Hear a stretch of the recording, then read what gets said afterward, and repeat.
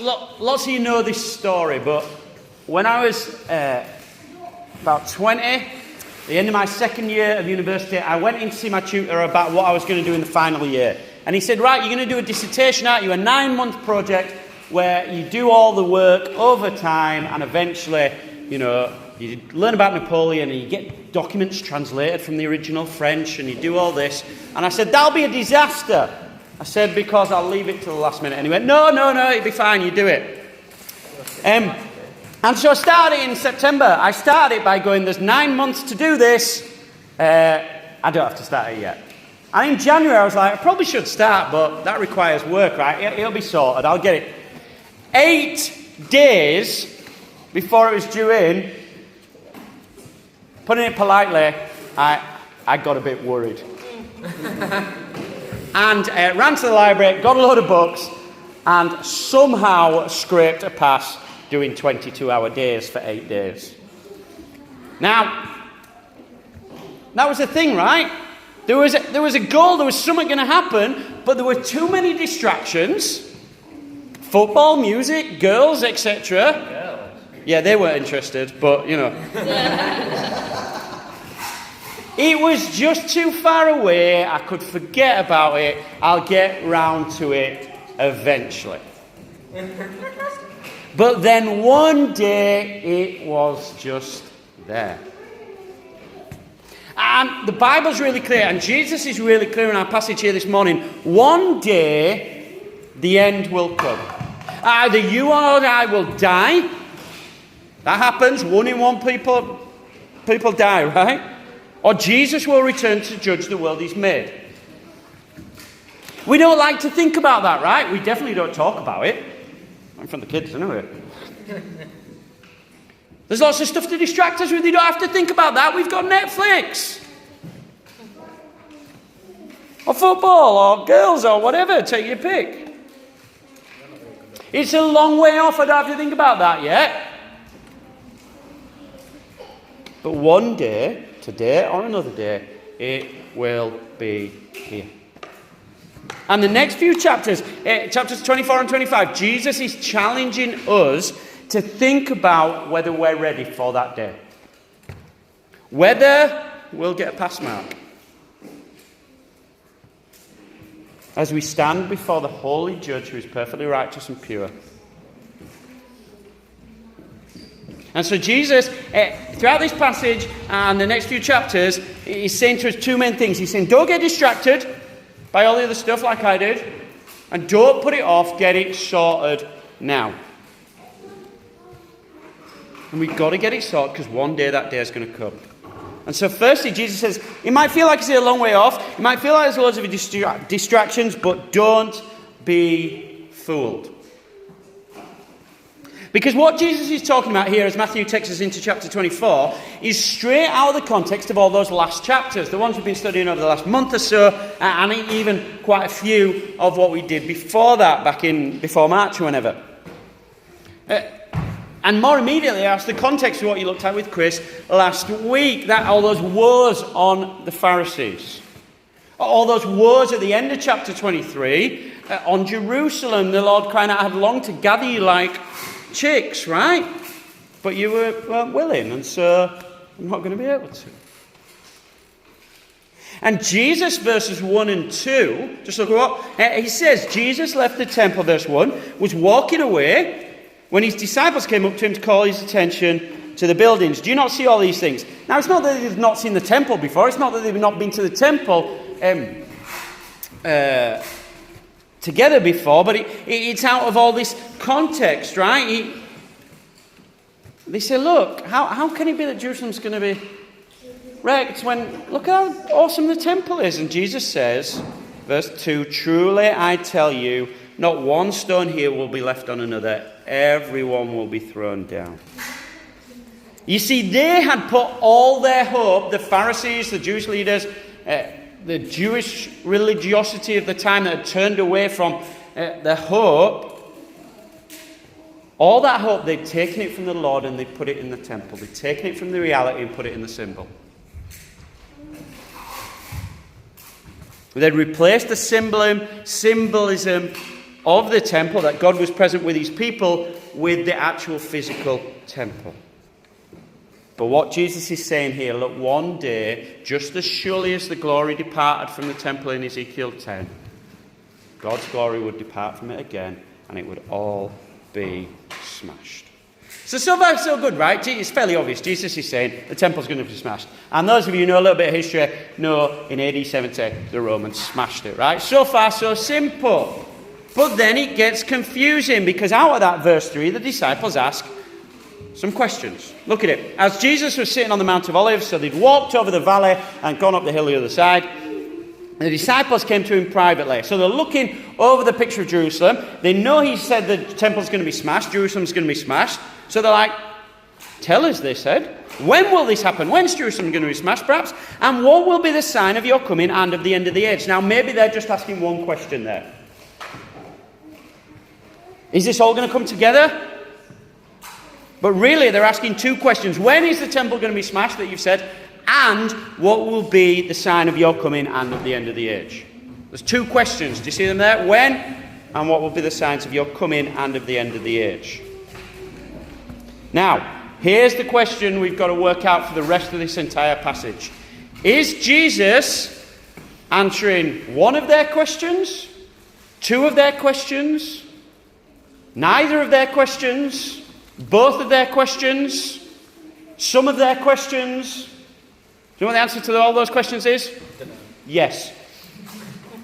He's doing all those things mixed in together. And so we can't dig into every single word of that, but hopefully what we can see is what we've seen often when we've studied the Old Testament.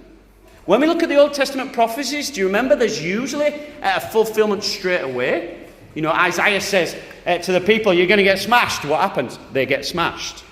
Then there's a fulfillment as Jesus comes.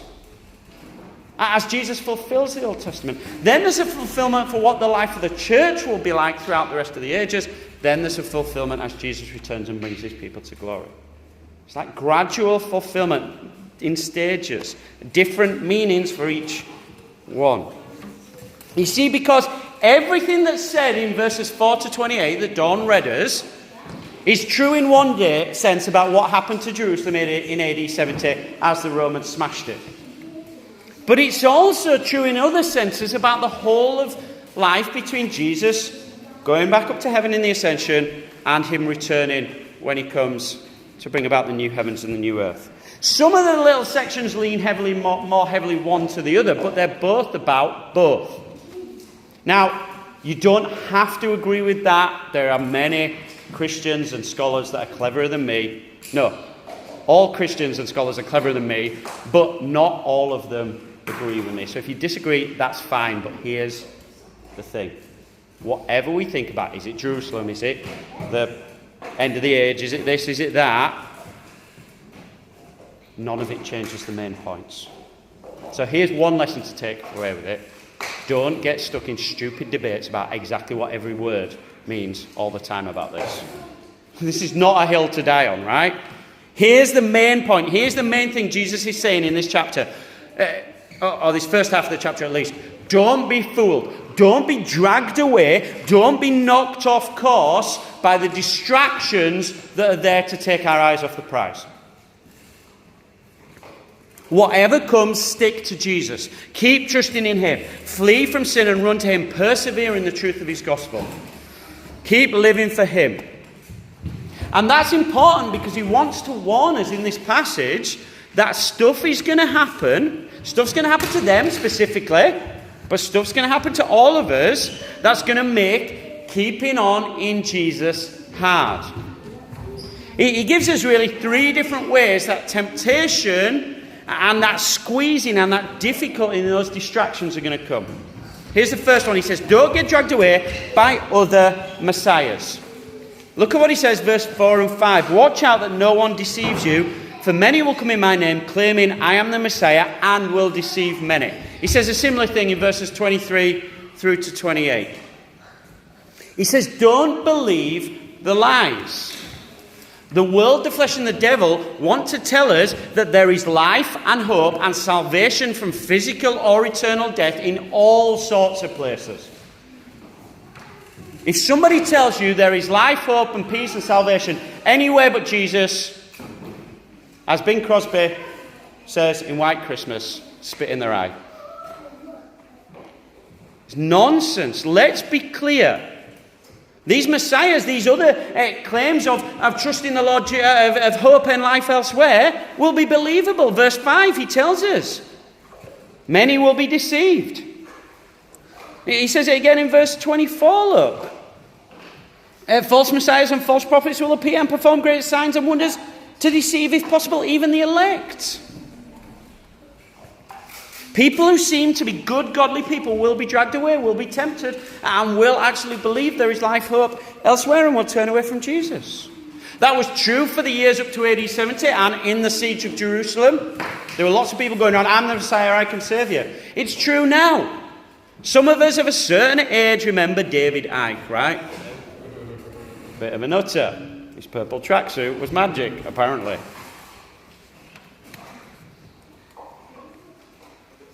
But Jesus tells us when he does come back, when he does return, it's going to be clear for all. Look at verses 27 and 28. He says, don't bother with anybody who tells you he's out there in the desert or he's in the inner rooms or whatever. For as lightning that comes from the east is visible even in the west, so will the coming of the Son of Man be. Wherever there is a carcass, there the vultures gather. If lightning is over there in Leeds or whatever, we can see it over here, right? It lights the whole sky. When there's a battle, how do you know there's a battle a way away and where it is? Because the vultures are circling round ready to feast on their eyes. Kids, you watch the nature programs. How did they find the bait ball that's under the sea? How do they do it? They look and they see the birds diving down, don't they? That's the picture Jesus means. When Jesus comes back, it won't be a surprise. Everyone will see him. So don't get dragged away. Now, maybe some of us are not, or most of us, are not really following after David Icke or other people who tell the messiahs. You know, I walk up from the game every after the game up Fitzwilliam Street in Huddersfield, and there's a big poster on the wall, the Messiah has come, and there's this guy in a turban and, like, Middle Eastern dress and stuff. I'm like, yeah, he has, but it's not him. Every single time. We might not be tempted to get dragged away by the nutters. But here's the thing, your heart and my heart is constantly on the lookout for other messiahs, for other ways to find life, for a bit of comfort, for a bit of sugar, or alcohol, or the hit of a high, however you get it, to give you that comfort when you feel down. Some new clothes, shoes, whatever. Maybe you just want to fit in and be accepted by those around. And that's where life will be. So you don't feel rejected and useless. Maybe you want a label or a diagnosis desperately so that you can have a reason for why you're such a screw-up. Maybe you just want to escape from life. If I get this, it'll be all right. My new house, my new car, my new partner, whatever. Maybe you're one of those Christians who are always bouncing around for the outstanding new doctrine that shows all the old boring reform types have got it wrong all along. And if I just get that, be awesome. No. Jesus is taking us back to what we looked at in Colossians. Do you remember the girlfriend meme? You remember that meme? The bloke walking along with his girlfriend and he's looking around at the lass walking down the street and his girlfriend's about to smash him around the face. That's Jesus, right? He's saying don't get dragged away by others. Don't get dragged away by anything. Don't let your heart be turned. Fix your eyes on Jesus. But he's saying to us, it will be tempting to do that because the second distraction, the second thing he shows us, is that the world's going down the toilet. Look at verses 6 to 8, right? You will hear of wars and rumours of wars, but see to it that you are not alarmed. Such things must happen, but the end is still to come. Nation will rise against nation and kingdom against nation. There will be famines and earthquakes in various places. All these are the beginning of birth pains. He says it again in verses 15 to 21, we'll look at in a minute. He's saying, look, in the world, up to AD 70, and again for the rest of the time until he returns, there's going to be wars, there's going to be famines, there's going to be earthquakes. The world is screwed. And he says that those things that are happening in verses 6 to 7 are like the early contractions when you go into labour. You know, some of us remember them, like some of us remember experiencing them, some of us remember experiencing the difficulties that go along with being with people who are experiencing them, right? Toothache. And I had toothache, yeah. But it's those birth pains. Do you remember in Romans 8:28? Paul says the whole of creation groans as in childbirth, longing to be relieved from its burden, or whatever it says. It's like that. He says those early contractions, there's still a long way to go, right? A friend of mine told me recently he went to work the day after his wife started experiencing those things because it took 36 hours. Right? Still a long way to go, but those early contractions tell us that new life is on its way. And then, in verses 15 to 21, occasionally there's going to be big, massive, scary, spectacular contractions. If you want to know what that's like, ask a mum. I have no experience. Look at what he says, verse 15, right? When you see standing in the holy place, the abomination that causes desolation. So this is a picture, he tells us, of the prophet Daniel, right? 3 times in the prophet Daniel, he says there's going to be an abomination, right? So that's something that's horrific. Something that is just wrong. And it causes desolation, it causes loss of hope, it causes destruction, it causes everything. Daniel's probably pointing forward to a few different specifics. So it happened, there was a revolt a few years before Jesus came, and a guy slaughtered pigs in the temple, right? Sacrificed pigs and set up an altar to Zeus. The worst thing he could do in the Jewish temple, right? And then it was going to happen again in AD 70. And then he's saying, when you see that, the siege of Jerusalem is going to happen. Pray you're not a nursing mother or a pregnant mother, because you won't be able to get away and you'll be treated badly. Pray it doesn't happen in the winter, because you're going to have to go and live outside, because you're going to have to run away. Pray it doesn't happen on a Sabbath, because Jews weren't allowed to travel more than 2 miles on the Sabbath. The Romans were, so you're not going to outrun them. The siege of Jerusalem was horrendous. Jesus is warning them, when you see this, when you see the signs that it's coming, get out, flee, run. But even when you see the horrors of it, even when you see pregnant women ripped open and their babies pulled out while the women are still alive and killed, which has happened, don't let it destroy your faith in the goodness and sovereignty of the Lord. He's telling you now it's coming. He's telling you, he's warning you to flee. He's telling you, even of this, he is using. And here's the thing, it's not just Jerusalem in AD 70 or back in the Maccabean revolt or like that. You know, just Google this afternoon. The siege of Medigo, the siege of Harlech in our own country. Although my Welsh friends tell me it's not. The siege of Badajoz in Spain. Horrific. Stalingrad, Leningrad in the Second World War. The rape of Nanking, which nobody's ever heard of, and is horrendous. What's that? The ways God's people are treated around the world now. Child abuse, rape, etc., etc. Perhaps we even look into our own lives and we start to question, if this could happen, is God really sovereign and good? Has he taken his hand off the wheel? Is it worth trusting the Lord when the world's in this state and my life is just as bad? How could he let all this happen? Well, Jesus says 2 things to us here. He says, verses 15 and following, that the Lord is not caught by surprise or floundering. Do you remember we said it all the time during the pandemic? This is only a surprise to us. The Lord knows what he's doing. And verse 22, just look at it. If those days had not been cut short, no one would survive. But for the sake of the elect, those days have been shortened. Now we could debate exactly the precise meaning of it, but here's the main message. The Lord is timing it down to the second. He is allowing these things for just the right time so that he might accomplish his purposes and bring him to himself. If we are his, part of his chosen people, trusting in Jesus, he is literally constantly at work controlling world events and tiny little happenings in our life so that he might bring us safely home. Kids, you know when mum and dad says you've got to go to the doctor or you've got to have an operation?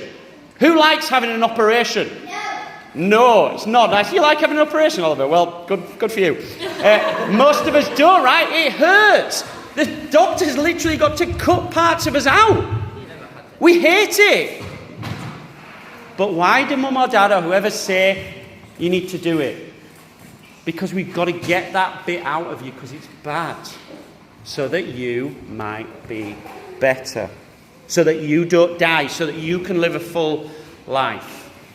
Jesus is saying to us, trust the Lord and take the hope, secondly, that all this is coming, as Jesus tells us in verse 8, because it's the start of the birth pains, right? New life is coming. Look for the sign that new life is coming.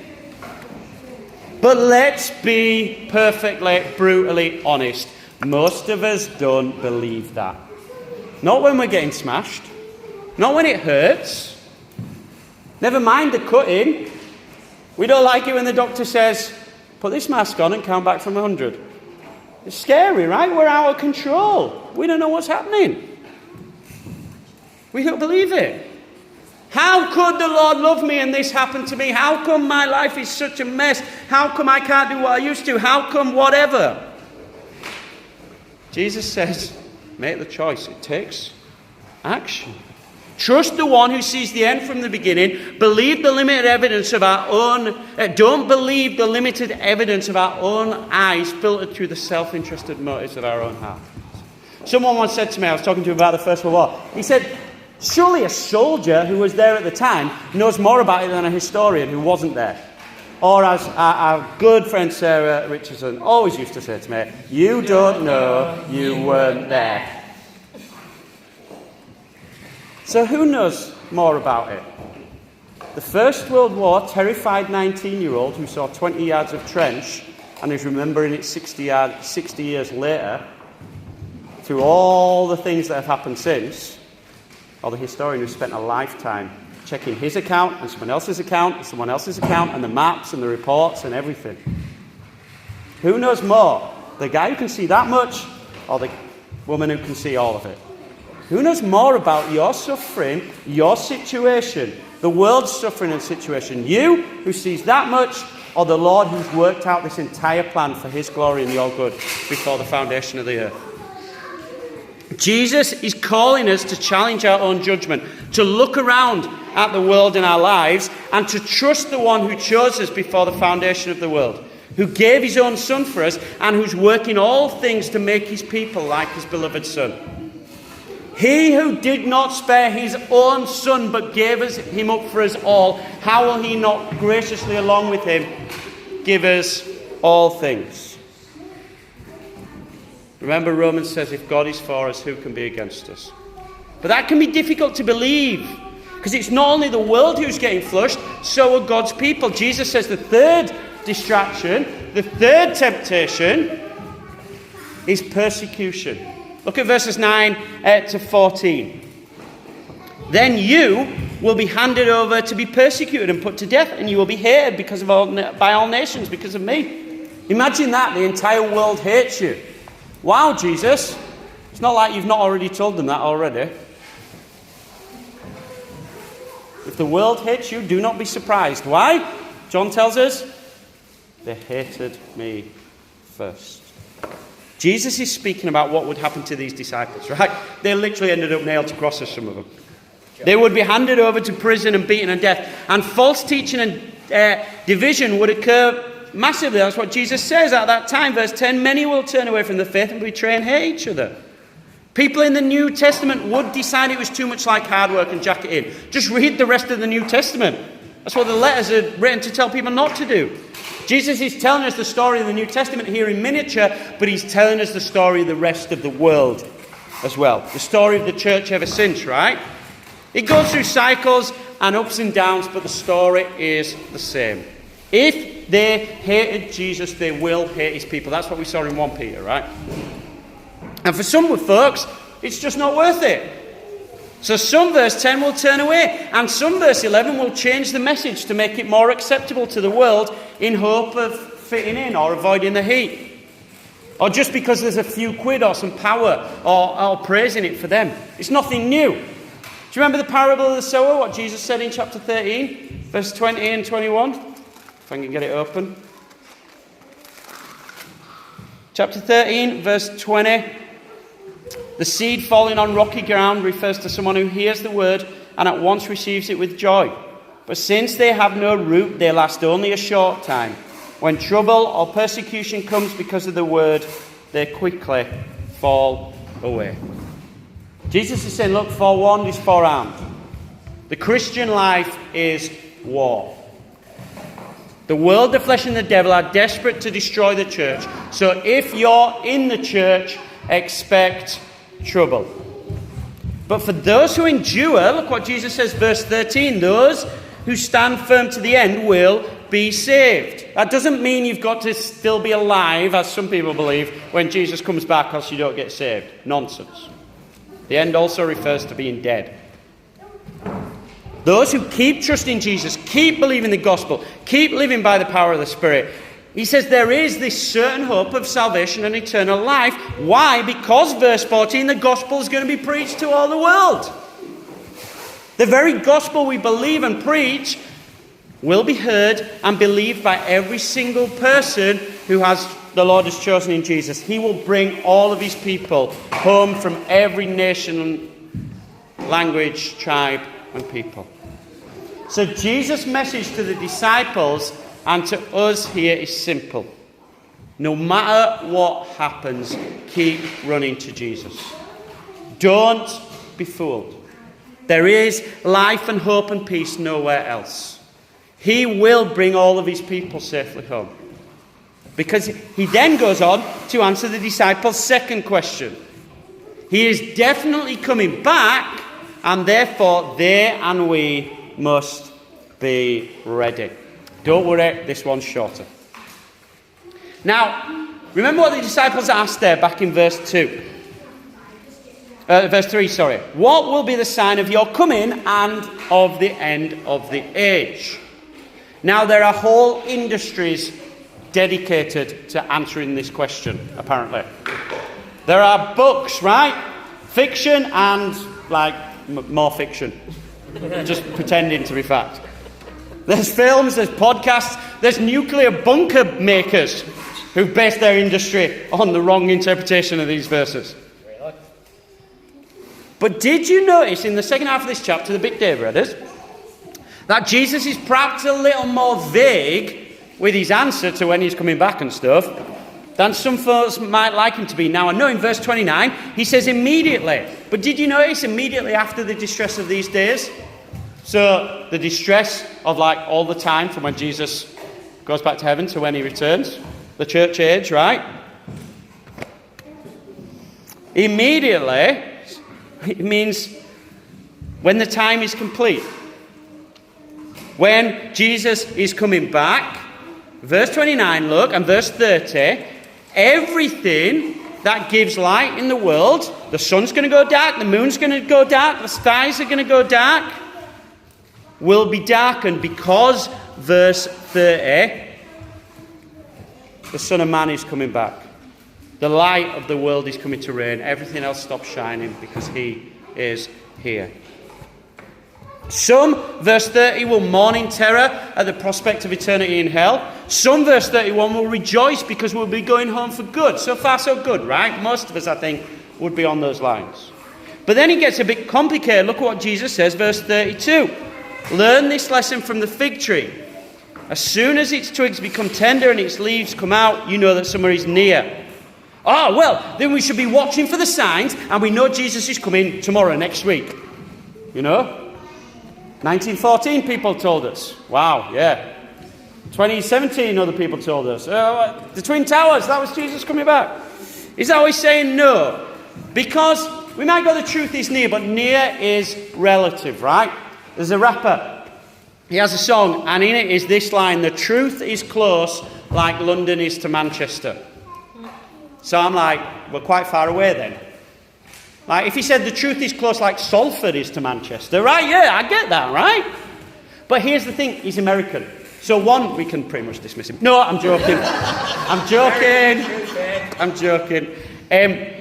But Charles and Eli, when they were here last week, right? They were saying that when they move house within their country, it's going to take them 3 days to drive. 1,300 miles. And there's another 12 hours to go if they want to get the other way to the end of the country. He's American, so near his relative. Near to them is like New York and Washington or something, right? It's a long way away. And with the Lord, it's even more relative, right? Because he says 1,000 years is like a day and a day is like 1,000 years. So near is relative. But then we go on. Jesus says, truly I tell you, verse 34, this generation will certainly not pass away until all these things have happened. Oh, wow. It must mean that nobody alive when Jesus said this is going to die before he comes back, right? So Jesus got it wrong because he thought he was coming straight away, right? That's because we don't understand what the word generation means to other cultures, right? We define generation ridiculously tightly, don't we? So I am 42. I know I don't look it. I look about 60. But therefore, apparently that makes me a millennial, whatever that is. In fact, a geriatric millennial.